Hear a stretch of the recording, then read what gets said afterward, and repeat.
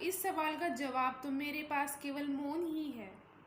अब भाई साहब को यह भी नहीं कह सकता कि मैं तो बाहर ज़रा खेलने ही गया था। अब मेरे मौन ने तो कह ही दिया है कि मैंने अपना अपराध स्वीकार कर लिया है। तुम इस तरह अंग्रेजी पढ़ोगे तो बस पढ़ते ही रह जाओगे, तुम्हें कुछ याद नहीं होगा। बड़े बड़े लोग भी अभी तक शुद्ध अंग्रेजी नहीं लिख पाते, बोलना तो दूर की बात है। मुझे देखकर भी तुम्हें कोई सबक नहीं मिलता, मैं हमेशा पढ़ता ही रहता हूँ। तुमने कभी मुझे देखा है जब भी कोई मेला या तमाशा होता है कि मैं उसको देखने जा रहा हूँ, या कभी हॉकी मैच या क्रिकेट मैच होता है तो मैं उसके आसपास भी नहीं भटकता, बस हमेशा पढ़ता ही रहता हूँ। इतना पढ़ने के बावजूद भी मैं एक एक कक्षा 2 या 3 साल तक करता हूँ।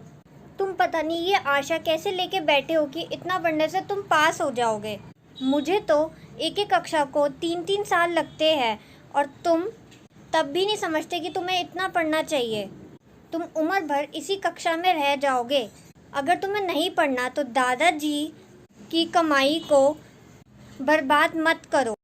ऐसे मौन व्रत क्यों रखा हुआ है तुमने? मैं तुम्हें कुछ समझा रहा हूँ, तुम्हें समझ आ रहा है या नहीं? मूर्ख रहना ही मंजूर है, मुझसे इतनी मेहनत नहीं की जाती है।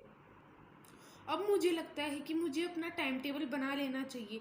सुबह 6 बजे उठकर नाश्ता कर कर पढ़ने बैठ जाऊंगा और इतिहास और हिसाब कर लूँगा और अंग्रेजी भी पढ़ लूँगा।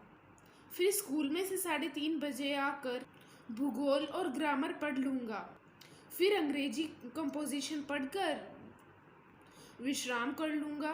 बाहर हवा के हल्के हल्के झोंके, हरियाली, फुटबॉल, वॉलीबॉल और कबड्डी की उछल कूद ने मुझे अपनी तरफ खींच लिया और मैं अपने टाइम टेबल पर अव्वल न रह सका। शाम होते ही भाई साहब की डांट का डर मेरे सामने आने लगता और शाम को मैं दबे पांव कमरे में प्रवेश करने लगता और भाई साहब की नज़र मेरे ऊपर पड़ते ही मेरे तो प्राण ही निकल जाते। मानो ऐसा प्रतीत होता कि सिर पर किसी ने नंगी तलवार रख दी हो और भाई साहब की बात मेरे खेल का तिरस्कार करती रहती।